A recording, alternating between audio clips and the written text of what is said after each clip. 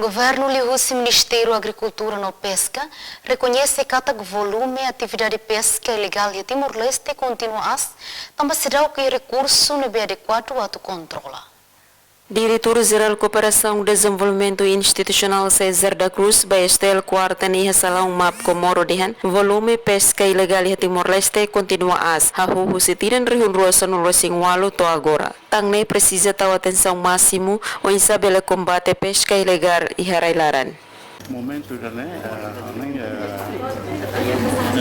situação kita observa ela atividade pesqueira sempre acontece desde que tentasse o volume asituan fosse 2018 atau 2021 Nyedihan to agora Timor-Leste sedang iha capacidade adequado atau controla atividade pesca ilegal e harailaran.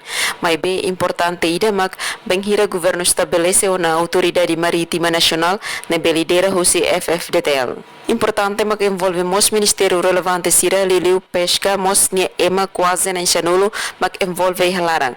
Nune benghira serviço hamutu ko FFDTL no mos parte relevante ho di controla ricusoing sira ihatasi. Madalena Horta, STL News.